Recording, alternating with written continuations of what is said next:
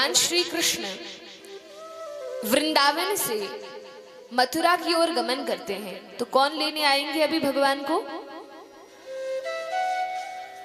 जब भगवान वृंदावन से मथुरा जाते हैं तो कौन लेने आता है? कंस किसको भेजते हैं? कहा अक्रूर जी को भेजते हैं, अक्रूर लेने आते हैं। तो ये अक्रूर जी जब भगवान कृष्ण को लेकर जाते हैं, उस समय गोपियां कहती हैं, अरे कृष्ण हम तुमसे बहुत प्रेम करती हैं, हमें छोड़कर मत जाओ। तो भगवान श्री कृष्ण वचन देते हैं गोपियों को। भगवान के मुख का यह वाक्य है कि वृंदावनम परित्यज्य पदमेकम न गच्छति, मैं वृंदावन छोड़कर कभी भी एक पग भी वृंदावन की सीमा के बाहर धरता नहीं हूं, ये मेरी प्रतिज्ञा है। तो जब वृंदावन के बाहर भगवान नहीं जाते, तब वो कौन था जो अक्रूर जी के साथ मथुरा गया? तो कहा बात ऐसी है कि जो गोलोक विहारी भगवान है, वे किसी असुर वसुर को मारने नहीं आए, वे तो ब्रज लीलाओं का आनंद लेने के लिए आए। इसलिए वे गोलोक विहारी भगवान तो हमेशा वृंदावन में ही रहते हैं, इस भू वृंदावन में ही रहते हैं। लेकिन वह जो देवकी पुत्र कृष्ण है, वे अक्रूर जी के साथ जाते हैं। तब तो संशय ये उठेगा कि इसका अर्थ तो दो कृष्ण हो गए, एक देवकी के पुत्र कृष्ण और एक यशोदा के पुत्र कृष्ण, लेकिन हमें तो लीला में एक ही कृष्ण मिलते हैं। तो कहा कि जिस समय वसुदेव जी भगवान श्री कृष्ण को, देवकी नंदन कृष्ण को जो विष्णु के अवतार रूप में है, अंश अवतार रूप में है, उनको रखने के लिए यशोदा के घर में आते हैं, उस समय गोलोक विहारी भगवान श्री कृष्ण का अवतरण प्राकट्य हो चुका था, लेकिन वसुदेव जी को योग माया के प्रभाव से वो दिखते नहीं हैं और अपने बालक देवकी नंदन कृष्ण को वहां पर रख देते हैं और वे देवकी नंदन कृष्ण यशोदा नंदन कृष्ण में समाहित हो जाते हैं, समा जाते हैं। और जिस समय अक्रूर जी आते हैं भगवान कृष्ण बलराम को लेने के लिए, उस समय वे देवकी नंदन कृष्ण विष्णु के अवतार कृष्ण केवल मथुरा जाते हैं और भगवान श्री कृष्ण तो लीला कुंजों में, ब्रज की गलियों में राधा रानी के साथ आनंद का विलास करते हुए, गोपियों के साथ आनंद लेते हुए ब्रजमंडल वृंदावन धाम में ही रह जाते हैं, क्योंकि वृंदावन छोड़कर भगवान कभी कहीं नहीं जाते।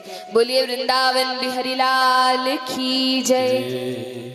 अब इसमें किसी को और अधिक कुछ संदेह हो तो भगवान की कृपा से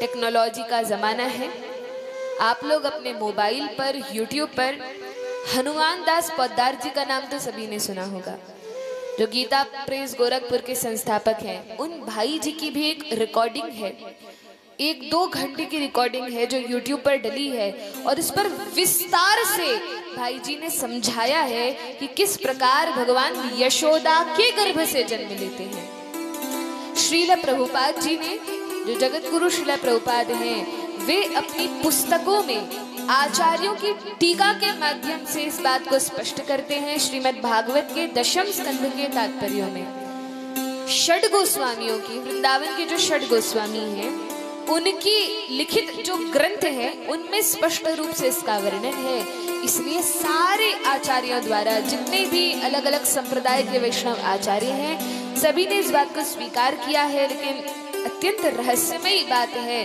भगवान की कृपा से ही कोई इसको समझ सकता है। वास्तव में भगवान के तत्व को केवल और केवल राधा रानी की कृपा से समझा जा सकता है। हम चाहे भगवान की लीलाओं कथाओं को सुन लें, समझ लें, तो ये संभव नहीं। जब भगवान श्री कृष्ण, राधा रानी जब इंगित करती हैं कि इस बालक को अपनी आश्रय में ले लीजिए, तब भगवान कृष्ण स्वीकार करते हैं। जैसे भगवान श्री कृष्ण, कल भी हमने वर्णन किया था, देखते हैं कि किसी व्यक्ति में विकार है तो उसको बहुत शीघ्र स्वीकार नहीं करते, लेकिन राधा रानी के कहने पर भगवान स्वीकार कर लेते हैं। और ये जितनी कथाएं हैं, हम कहते हैं कि भागवत में राधा रानी का कहीं पर नाम नहीं है, लेकिन राधा रानी का नाम क्यों नहीं है? क्योंकि जो शुकदेव जी भगवान की कथा कह रहे हैं वे कौन है? पहले दिन कौन है वे? राधा रानी के ही तोते हैं, राधा रानी के शुक हैं। इसका अर्थ है कि शुक क्या होता है? तोता। और तोता क्या करता है? जो उसको सुना दिया जाता है वो उसी को बोलता है। यदि तोते से कहो आपका नाम क्या है, तो बताएगा मेरा नाम शुक है, मेरा नाम तोता है। वो भी यही कहेगा आपका नाम क्या है। उससे पूछेंगे आप कहाँ रहते हो, वो भी यही कहेगा आप कहाँ रहते हो। शुकदेव गोस्वामी कोई साधारण तोता नहीं थे, वे तो भगवान की कथा कहते हैं, लेकिन वे शुक हैं राधा रानी के। और राधा रानी ने उन्हें जैसी कृष्ण कथा सिखाई है वे वैसी ही कृष्ण कथा को कहते हैं। तो जिस समय राधा रानी कथा कह रही होती हैं तब वे अपना नाम तो नहीं लेती कि राधा ने ऐसा किया, श्रीमती राधा रानी वन में गई और भगवान के साथ लीला की। राधा रानी तो शुक को बता रही हैं कि गोपियों को लेकर भगवान जाते हैं, ऐसा होता है, ये लीला होती है, इस प्रकार भगवान का जन्म होता है। तो वे श्री शुकदेव गोस्वामी जो राधा रानी से सुनकर आए हैं उसी रूप में उस कथा को कह देते हैं जैसा उन्होंने अपनी स्वामिनी जी से सुना था। इस कारण श्रीमद् भागवत में राधा रानी के नाम का स्पष्ट उल्लेख कहीं नहीं मिलता। ऐसे तो ढूंढने पर मिल जाता है कुछ श्लोकों में, लेकिन फिर वह राधा रानी के भाव को इंगित नहीं करता। और ये जो शुकदेव गोस्वामी हैं ये राधा रानी के अपने तोते हैं और राधा रानी से इन्हें बड़ा लगाव है, बड़ा प्रेम है। इनकी स्वामिनी कौन है? राधा रानी है। फिर कृष्ण कथा क्यों कह रहे हैं? अरे कृष्ण कथा तो इसलिए कह रहे हैं ताकि यदि मैं कृष्ण का गुणगान करूंगा तो मेरी स्वामिनी जी प्रसन्न हो जाएंगी। इस कारण ये शुकदेव जी कृष्ण कथा कह रहे हैं। कृष्ण कथा कहते कहते यदि गोस्वामी जी, यदि श्री शुकदेव गोस्वामी श्रीमती राधा रानी का नाम ले लेते तो क्या होता? हमारी ऐसी अवस्था नहीं है, लेकिन इन परमहंसों की ऐसी अवस्था है कि यदि ये भगवान के नाम का उच्चारण करते हैं तो इनके शरीर में अष्ट सात्विक विकार आने लगते हैं और ये लीन हो जाते हैं, फिर समाधि लग जाती है, उस नाम में डूब जाते हैं। और यदि श्री शुकदेव जी की समाधि लग जाती तो परीक्षित के पास केवल 7 दिन थे। वे तो समाधि में बैठते और कई वर्ष निकल जाते, बेचारे परीक्षित का क्या होता? इसलिए जो वक्ता होता है उसे अपने भावों का बड़ा संवरण करके कथा को कहना होता है। तो श्री शुकदेव जी ताकि वे भाव विभोर न हो जाएं, इस कारण राधा रानी का नाम तो नहीं कहते, लेकिन उनका स्मरण करके कथा को कहते जाते हैं। बोलिए वृंदावन बिहारी लाल की जय। अब बताइए भगवान ने किसके गर्भ से जन्म लिया? किसके? दोनों के गर्भ से जन्म लिया। जो गोलोक विहारी भगवान हैं वे केवल ब्रह्मा जी के एक दिन में एक बार, पूरे जीवन में एक बार अवतार लेते हैं।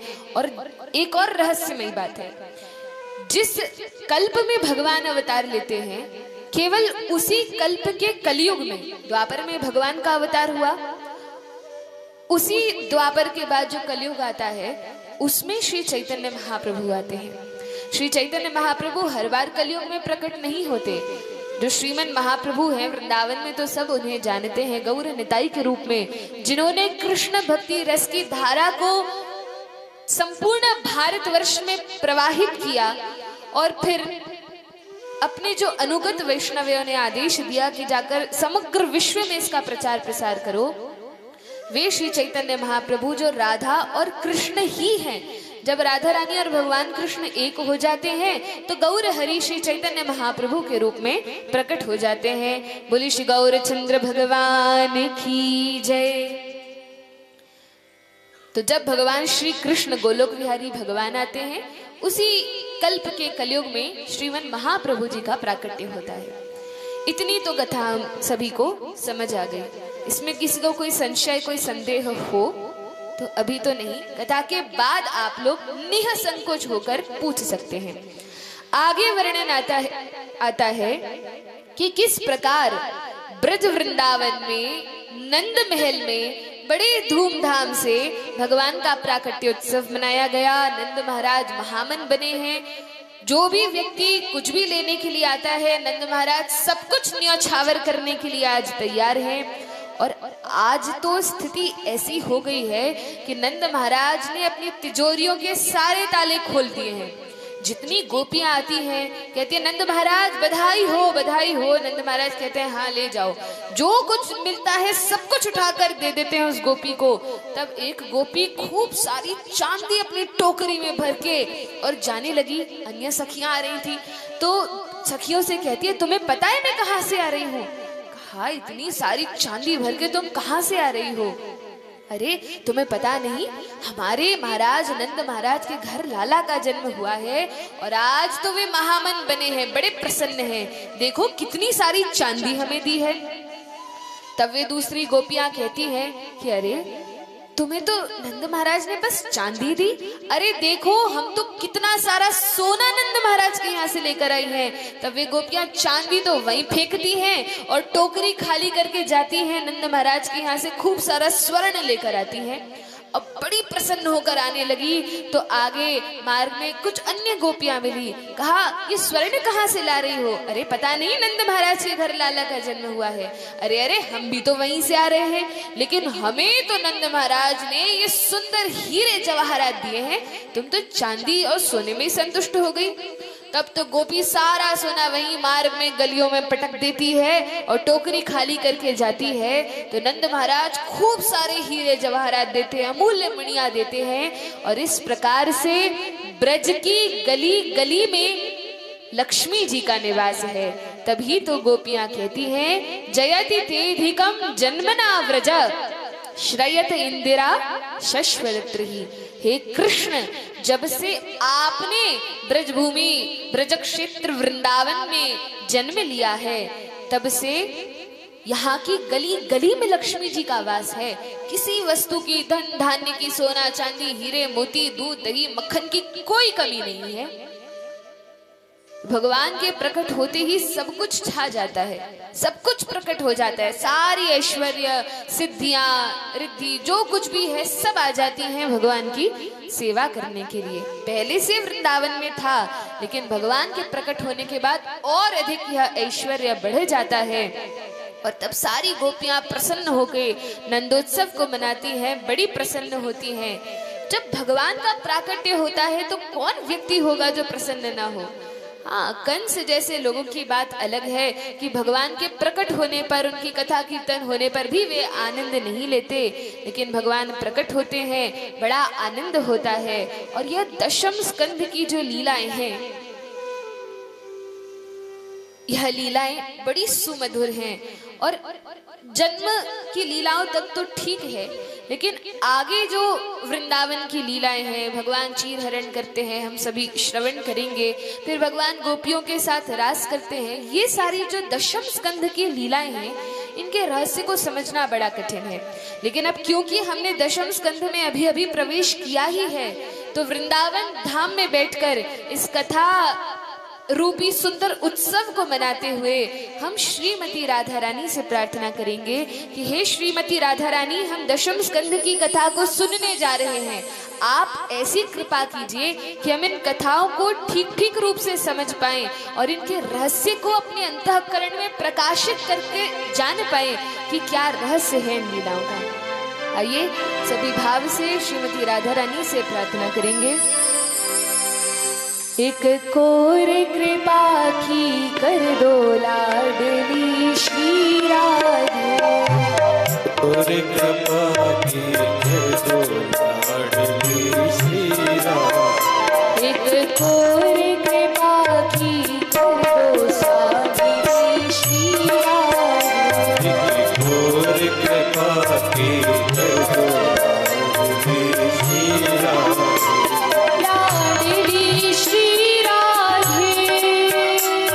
लाडली श्री राधे। लाडली श्री राधे। ओ लाडली श्री राधे। एक कोर कृपा की कर दो स्वामी श्री राधे। एक कोर कृपा की कर दो लाडली श्री राधे।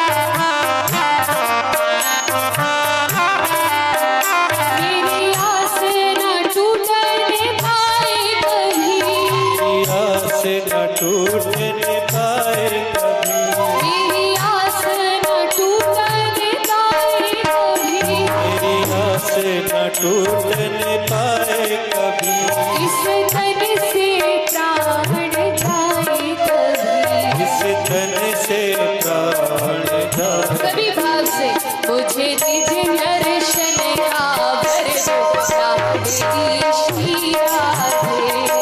गोरी कृपा की कर दो लाडली श्री राधे। एक गोरी कृपा की कर दो लाडली श्री राधे। गोरी कृपा की कर दो लाडली श्री राधे। दासी की झोली भर दो स्वामिनी श्री राधे। दासी की झोली भर दो लाडली श्री राधे। मेरे शीश चरण पग धर दो लाडली श्री राधे। शीश चरण पग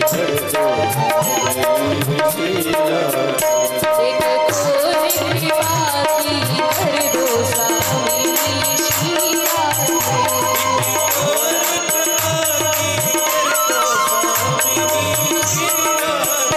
एक गोरी कृपा की कर दो स्वामिनी श्री राधे। एक गोरी कृपा की कर दो लाडली श्री राधे।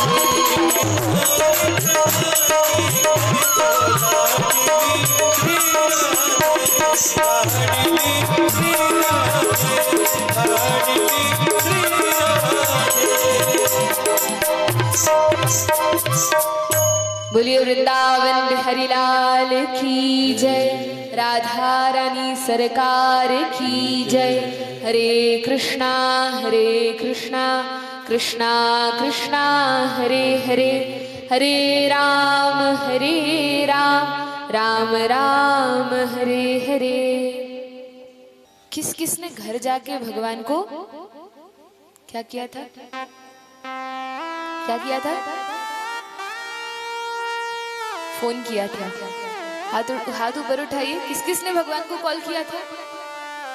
1 2 3 4 5 6। धीरे धीरे उठते जा रहे हैं। आधे लोगों ने किया, आधे से अधिक ने किया। बाकी लोग जो बचे हैं लगता है भगवान से बात नहीं करना चाहते। इतनी कथा श्रवण कर रहे हैं कि कृष्ण कितना प्रेम करते हैं, लेकिन थोड़ा प्रयास हमें करना है। हरि नाम की इतनी महिमा है। यदि इतनी सुविधा होने के बाद भी, कल वो छोटा बाल व्यास सुंदर भक्त आया था, क्या बता रहे थे वो? कलेर दोष निधे राजन अस्ति ये को महान गुण। ये कलयुग जो है ये दोषों का समुद्र है, लेकिन इसमें एक बड़ा ही सुलभ साधन है। और वह साधन क्या है? केवल भगवान कृष्ण के नाम का ही तो जप करना है। जब परीक्षित महाराज से पृथ्वी देवी कहती हैं कि परीक्षित, तुमने क्यों इस कलयुग को रहने दिया? इसको तभी क्यों नहीं मार दिया? इसको मार दिए होते। परीक्षित जी कहते हैं सुखदेव जी से, सूत गोस्वामी से, शौनक आदि ऋषि कहते हैं परीक्षित महाराज ने क्यों कलयुग को नहीं मारा? सूत गोस्वामी कहते हैं इसलिए नहीं मारा क्योंकि कलयुग में वैसे तो दोष ही दोष हैं, लेकिन मनुष्य का उद्देश्य होता है भगवान को प्राप्त करना।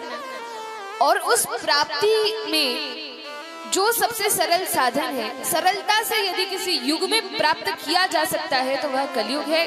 क्योंकि कुछ नहीं करना, ना कोई तपस्या, ना कोई तपस्या, न यज्ञ, न पूजा अर्चना, केवल भगवान के नाम का जप करना है, इसलिए रहने दिया। लेकिन तब कलयुग हंसता है। कलयुग कहता है परीक्षित महाराज, आपने ये सोचा कि केवल नाम ही तो जपना है, नाम तो सब लोग जप लेंगे और सब तर जाएंगे, इसलिए कलयुग को रहने दिया। लेकिन लोग नाम तो तब जपेंगे जब मैं उन्हें नाम जपने दूंगा। मैं इतने प्रलोभन लाऊंगा, ऐसी परिस्थिति लाऊंगा कि लोग मेरा नाम, लोग भगवान का नाम जपेंगे ही नहीं। तो हम लोग और तो सब काम कर लेते हैं, खूब बढ़िया तरीके से कथा भी श्रवण कर लेते हैं, लेकिन कथा इतने अच्छे से श्रवण करते हैं कि जितनी इस कान से गई है उतनी पूरी इस कान से निकल जाती है, लेकिन फिर उस कथा का कोई लाभ नहीं होता। कथा का लाभ कब होगा? जब कानों के माध्यम से यह कथा, आगे की कथा तो सुनना है पर पीछे की भूलना थोड़ी है, पीछे की याद रखते हुए आगे की कथा को श्रवण करना है। नहीं तो हम एक काम करेंगे कि अभी 3 दिन और हैं, पिछले दिनों की कथा दोबारा कर देते हैं, कृष्ण लीला अगले साल जब कथा होगी फिर देखेंगे। ऐसा करना है क्या? ऐसा नहीं करना। सबको कृष्ण लीला सुनना है, तो फिर पुरानी बातें भी याद रखनी है, और जो पहले बताया है वो साधन भी करना है। अब बताइए कौन कौन आज जाके पुनः महामंत्र का जप करेगा? ईमानदारी से बताइएगा, हाथ उठाइए, इसमें क्या बात का संकोच है? अब जितने लोगों ने हाथ उठाया है ध्यान दीजिएगा, यहाँ पर भगवान के विग्रह विराजमान है और साक्षात श्रीमद् भागवत विराजमान है, और भगवान के सामने अपने हाथ उठाया है। मैं नहीं जानती यदि आप जाकर नाम न जपे तो यह तो हमारे कल्याण का सर्वश्रेष्ठ साधन है, सर्वोत्कृष्ट साधन है।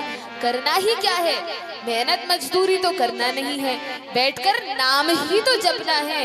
यदि इतना भी हमसे नहीं हो सकता तो फिर हमारा कल्याण नहीं हो सकता, फिर तो इस 84 के चक्कर में ही भटकना पड़ेगा। लेकिन भगवान के भक्त ऐसे नहीं होते। हम तो लीला कथा का वर्णन कर रहे हैं, ये गोपियां कितनी श्रेष्ठ भक्त हैं, ब्रजवासी कितने श्रेष्ठ भक्त हैं। जब नंद महाराज खूब हीरे मोती जवाहरात देते हैं तब गोपियां क्या करती हैं? लेकर चली जाती हैं? कहा नहीं, जब आगे जाती हैं तो दूसरी गोपी कहती है, अरे गोपी ये क्या लेकर आई है? कहा देखो, एक बार चांदी फेंक गई, सोना फेंक गई, हीरे मोती लाई हूँ, ऐसे आभूषण कहीं देखे हैं?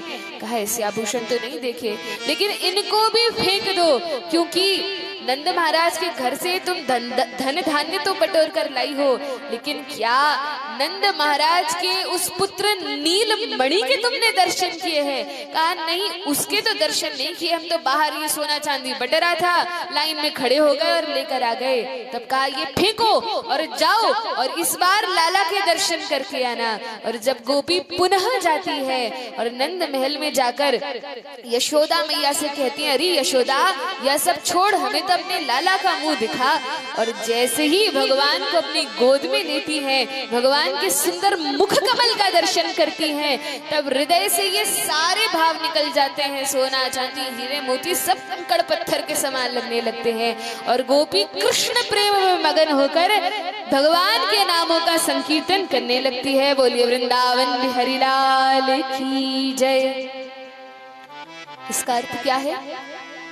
कि संसार में सब कुछ है, मिलने को तो सब मिल जाएगा, लेकिन जैसे हंस होता है, हंस का क्या गुण है कि वह यदि पानी और दूध मिला दिया जाए तो पानी को छोड़ देता है और दूध को ग्रहण कर लेता है। उसी प्रकार इस संसार में सब कुछ है। इस संसार में पापी भी मिलेंगे, दुष्ट भी मिलेंगे, सज्जन भी मिलेंगे, धन भी मिलेगा, यश भी मिलेगा, कीर्ति भी मिलेगी, लेकिन जो भगवान के भक्त होते हैं वे बहुत अधिक समझदार होते हैं, चतुर होते हैं। वे क्या करते हैं? वे हंस नहीं, परम हंसों की भांति इस संसार में कृष्ण और उनके भक्तों को तो स्वीकार कर लेते हैं, उन्हें अपने जीवन में ले आते हैं, और बाकी जो पानी जैसा ये संसार है इसको छोड़ देते हैं, दूध ग्रहण कर लेते हैं और पानी को छोड़ देते हैं। और इस प्रकार परम हंसों की वृत्ति से इस संसार में रहकर अपना निर्वाह करते हैं। यहाँ नंद गांव में, गोकुल में तो खूब आनंद है, लेकिन दूसरी ओर मथुरा में कंस मामा बड़े परेशान हैं। यहाँ तो लाला का जन्म हो गया, बधाइयां बढ़ रही हैं, लेकिन वहाँ महाराज कंस बहुत अधिक चिंतित हैं। सैनिकों को भेजा, जाकर मारो, लेकिन तो भी संतोष नहीं हुआ। तब पूतना को बुलाया, और पूतना यह कौन है? तो कंस के कई असुर मित्र हैं, जिनमें से एक है अघासुर। अघासुर का एक भाई था जिसका नाम था बकासुर, और इनकी एक बहन थी जिसको बकी भी कहते हैं। बकासुर की बहन या बकी, और इसका एक और नाम है पूतना। तो इस पूतना को कंस ने बुलाया, जो कंस की मुंह बोली बहन लगती है, और कहा देखो पूतना, मैं बड़ा चिंतित हूँ।